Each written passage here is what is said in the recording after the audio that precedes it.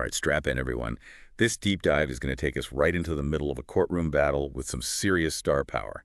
We're talking about the AAP Rocky trial. Yeah, and it's a case that's grabbed headlines not just for, like, the legal stuff, but for all the celebrity buzz around A it. total spectacle. Yeah. Okay, for anyone who hasn't been following every headline, AAP Rocky, whose real name is Rakeem Mayers, is facing 2 felony counts. Assault with a semi-automatic firearm. Heavy stuff. It all goes back to an incident in 2021. He allegedly shot at his former friend AAP Relly, also known as Terrell Efron. And the possible consequences are pretty huge here. Huge, yeah. We're talking a potential 24-year prison sentence. No joke. So to get the full picture, we got to rewind to that night in 2021. AAP Relly gave a pretty detailed account of what he claims went down. His testimony paints a pretty tense scene. Right. It all started with a confrontation near a W hotel in Hollywood. Like a scuffle. Okay. Rocky walks away, but Relly follows him, shouting. Oh, so it escalated. Yeah, that's when things went sideways.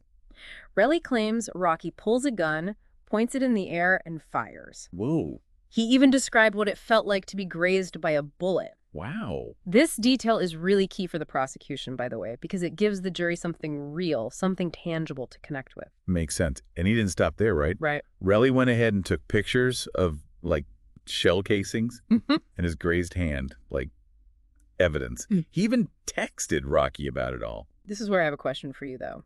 Wouldn't the defense try to use that against him, you know? The fact that Relly collected the evidence himself. It's a fair point, right? Yeah. Usually you don't want the victim gathering evidence, but the prosecution might spin it as like Relly was so shaken up he felt he had to document everything himself. Yeah, I guess in the heat of the moment, you might not think straight. Exactly. It plays into that whole fight or flight response. Okay, but let's switch gears to the defense. They're saying the gun was just a starter pistol, fires blanks only, and they claim Relly was fully aware of this. Yeah, that's a big point of disagreement. Was it real or just a prop? That's a huge question. The defense might try to make Relly look opportunistic, like he's exaggerating what happened to, I don't know, maybe benefit somehow. So they're basically saying, don't trust his story. Exactly. They want to create that seed of doubt. Okay, so we've got 2 very different versions of what went down that night. Yeah. It all boils down to who the jury believes. But then there's this whole other element we can't ignore. Oh, yeah. The celebrity factor. The elephant in the room. Rihanna showed up at the trial, right? Well, Sitting with Rocky's family. It definitely made waves. I can't even imagine being a juror with Rihanna just there. It's got to be a distraction. But isn't there like a rule about focusing on the evidence only? Isn't that what they tell the jurors? They do, but that's easier said than done. It's really tough to gauge how much her presence is actually influencing things. But think about it. You've got this global icon publicly showing support for Rocky. That's bound to impact how the public sees the case, even if it's subconscious. And that public perception can seep into everything. Yeah, it really makes you wonder how much weight celebrity actually holds when it comes to the law. Like, is AAP Rocky, with all his fame and money, being treated differently than someone who's not in the spotlight? That's a question a lot of people are asking, for sure. It's definitely something to think about. But it's not just Rihanna, right? Other celebrities are chiming in, too. You've got Azalea Banks openly backing A.P. Relly. She's saying the whole thing comes down to jealousy over Rihanna. And then you have 50 Cent suggesting that maybe Relly is after money? It's like everyone's picking sides. Yeah, it's a media circus out there. So I've got these conflicting accounts, text messages that could be read in multiple ways, and this whole celebrity spectacle happening. It's a lot to take in. A lot to unpack. But let's get back to the core of it all.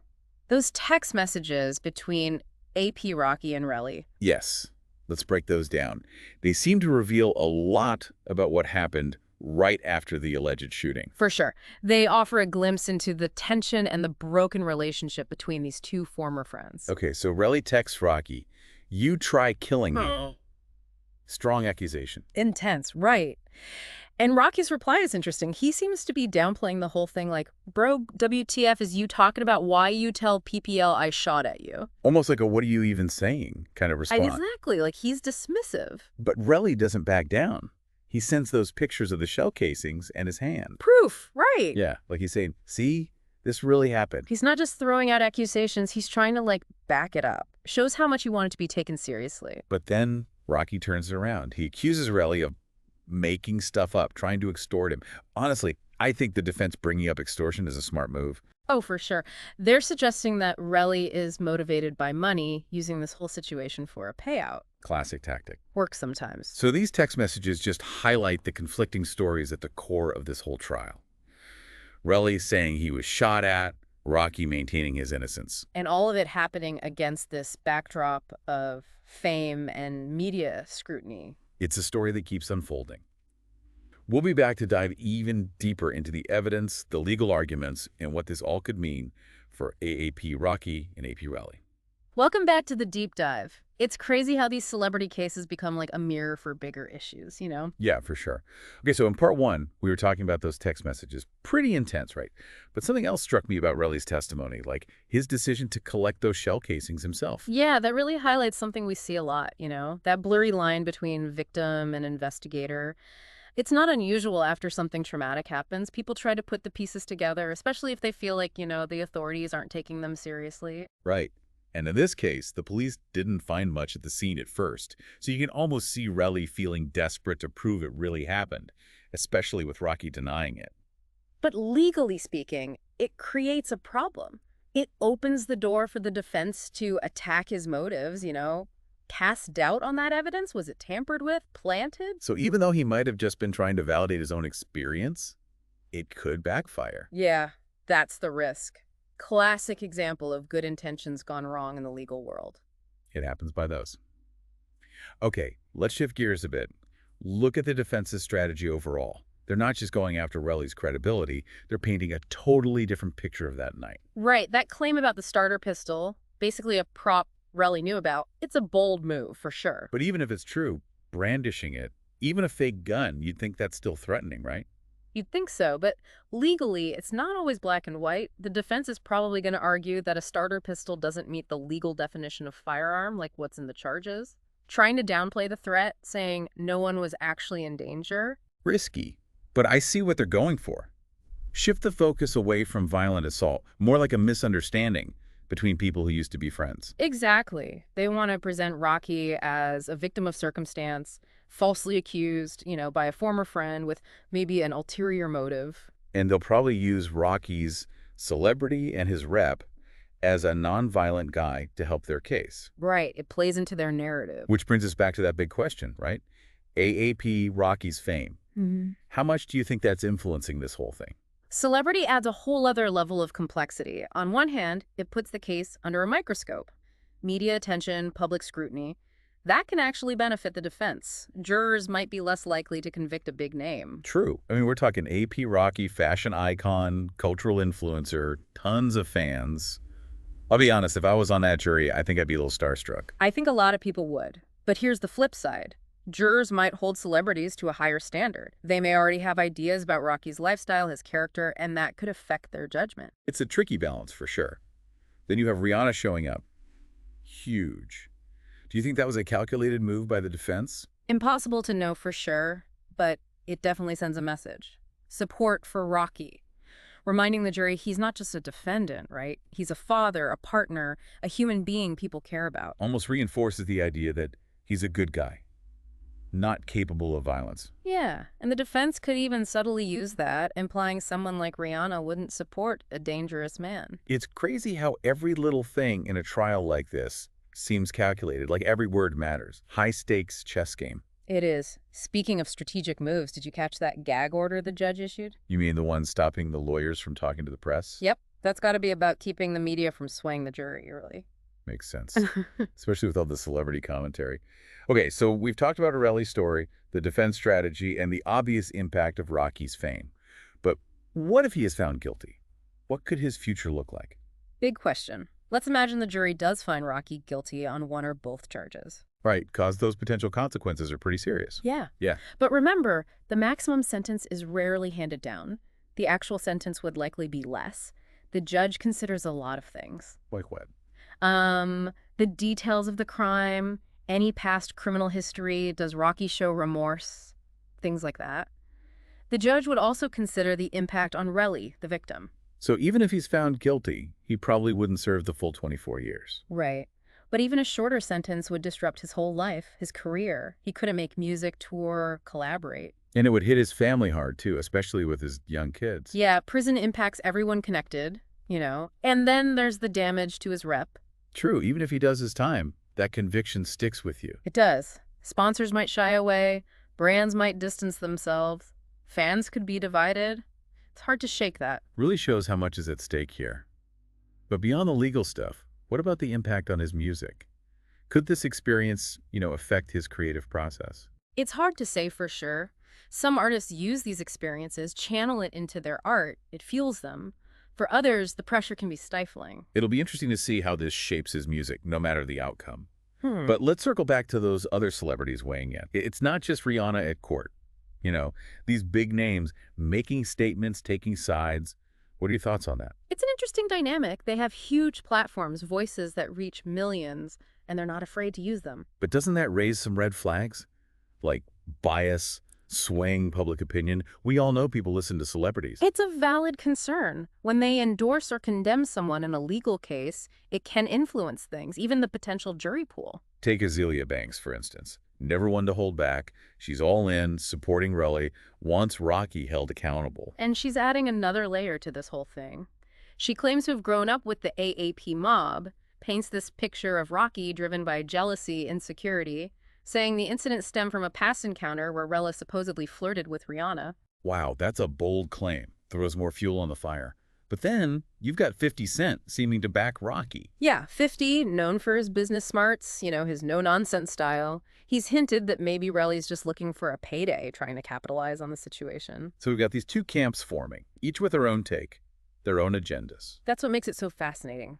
Goes beyond the legal battle, Highlights how hard it is to separate fact from fiction, especially with all the media frenzy and speculation. It's almost like the trial itself has become this platform for debating loyalty, betrayal, the price of fame, consequences. That's a good point. This case reflects our fascination with celebrity, how we choose sides, our constant search for truth in a world of information overload. We've covered a lot, right? The shooting, the different stories, legal strategies, the celebrity factor, the potential outcomes. But there's still so much more to uncover. And in part 3, we're going to break down the arguments from both sides, analyze the possible outcomes, and discuss the wider implications of this whole high-profile trial. Welcome back to the deep dive. I'm ready to, put on my legal hat and really break down the strategies both sides are using in this case. Yeah, it's fascinating, right? Like watching a real-life legal drama unfold. The prosecution, their goal is clear. Portray AAP Rocky as the aggressor, someone who intentionally fired that gun at Relly, intending to cause harm. Right, and they're really hitting hard on those charges. Assault with a firearm, that's serious stuff. Definitely. And they're leaning hard on Relly's testimony, trying to paint him as a credible witness, someone who genuinely feared for his life. But like we've discussed, the defense is doing everything they can to undermine Relly's credibility. Exactly. They're trying to poke holes in his story, right? Pointing out inconsistencies in his statements, questioning why he collected that evidence himself, bringing up that his injuries were minor. Like it doesn't add up to actually being shot at. Right. And of course, there's that whole argument about the gun. Was it a starter pistol, a real firearm? Even if it was a starter pistol, it still seems crazy reckless to, wave something around that looks like a real gun. Yeah, I mean, come on. That's a good point, and you can bet the prosecution will be hammering that home. Even if it couldn't fire real bullets, pointing it at someone, that can create a reasonable fear of harm. And that's key when it comes to assault. So it really comes down to how the jury interprets those events. Prosecution focused on the perceived threat, defense downplaying the seriousness. Exactly. The defense is even trying to flip the script a little, portray Rocky as the victim in all of this. Oh, you mean like he was falsely accused by this disgruntled former friend? Precisely. And they're going to play up Rocky's lack of a violent past, his positive contributions to music, his reputation as a decent guy. It's all about humanizing him for the jury, right? Appealing to their emotions, creating a counter-narrative that makes the prosecution's story seem less believable. Exactly. Classic strategy. So the big question is, how will the jury react to these two competing stories? Do they side with Relly and believe his account of a terrifying encounter? Or will they buy the defense's claim that it was all a misunderstanding, blown out of proportion, maybe motivated by money? It's tough to say. Ultimately, it's their call. But for argument's sake, let's say they do find Rocky guilty. What kind of sentence are we talking about? We've mentioned the maximum, but what's realistic here? Well, yeah, while the max is 4 years, it's highly unlikely he would get that in this case. A lot of factors come into play. Does Rocky have a record? The specifics of the offense, does he show remorse? And the judge has some wiggle room, right? It's not just about the charges themselves. Absolutely. The judge can take things into account that might lessen the sentence. Maybe good things Rocky's done in the past, character references, any steps he's taken to address whatever led to this whole mess. So even with a guilty verdict, there are a lot of possibilities. Probation, a suspended sentence, maybe community service, or even a shorter prison term. All on the table. The judge will weigh it all very carefully. But it's also important to remember, even without a long sentence, the damage is done. That conviction, it stays with you, impacts your career, your reputation, your life. It's a harsh lesson, for sure. This whole situation is a reminder that even a brief moment, bad judgment, a burst of anger, it can have consequences that last for years. Yeah, really drives home the importance of managing conflict, especially in those high pressure worlds like the music industry. Emotions run high. Absolutely. We've explored a lot in this deep dive, right? The shooting, the conflicting accounts, the legal strategies, the whole celebrity angle, the potential fallout. But before we go, I want to leave our listeners with one final thought. If you were on that jury, what would stand out to you the most? What would ultimately sway your decision? Great question. This case, it reminds us that the truth can be elusive. People see the same event so differently. Even seemingly straightforward situations can be full of ambiguity. It challenges us to think critically, weigh the different arguments, and form our own judgments based on the facts as we understand them. And it really highlights how our justice system, while imperfect, aims to be a